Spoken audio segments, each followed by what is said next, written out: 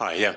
Have you, you're in the value investing space. Have you thought about how to apply your investing philosophy in a growth, venture capital, new emerging technologies type of investment?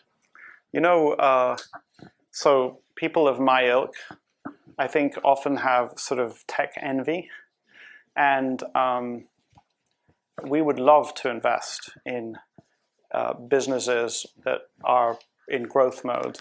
And so if I think about, so I'll give you an example of why it's so hard. I had an investment in a company called ITG, Investment Technology Group. So ITG, in an age where the internet was just getting going, had created a stock crossing network that enabled people to sort of put their, it was well before these, the sort of like all the stuff that Flash Boys talked about.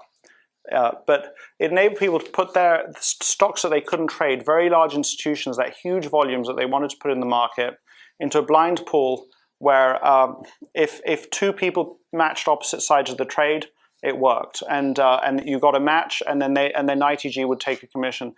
They had spent 15 years building up what was called POSIT. I think it still exists. They'd spent 15 years building it up, and it looked beautiful. And I felt like I discovered a sort of like a kind of a Costco, the low-cost operator, the thing that offers the clients the best value for money in the financial markets.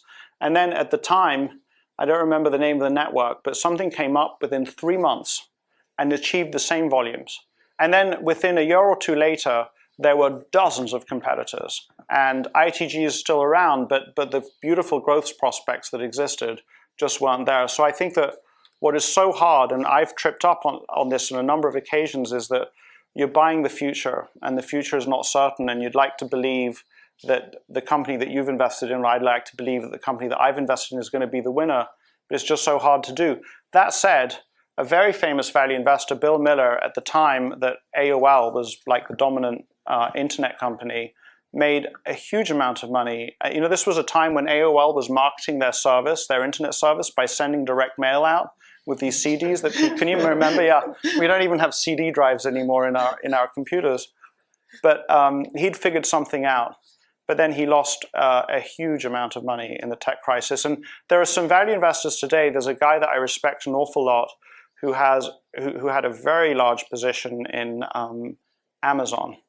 And so I get envious because I look at it, and he made 4 times his money so far. And believe me, there are plenty of my investments that have not made 4 times my money.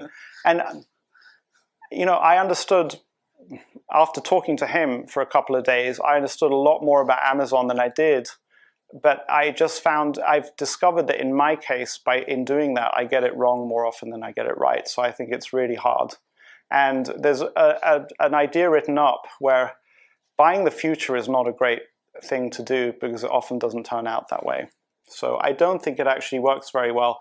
And I have a certain amount of angst because I think that what everybody in this room is doing is creating a better world for us. And what actually am I doing?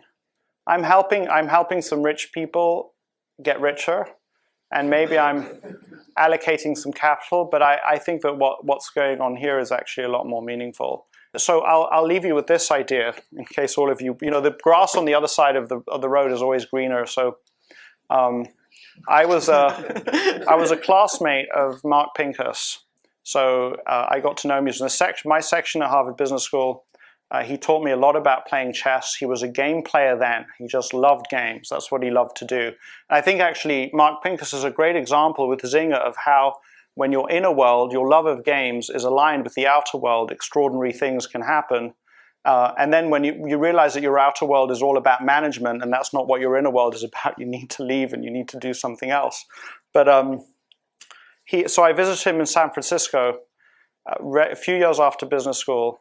And I've fallen in love with Warren Buffett, and I'm doing value investing. And he just looks at me, he says, "Look, Guy, you could make large amounts of money, but at the end of the world, who cares? I'm here changing the world."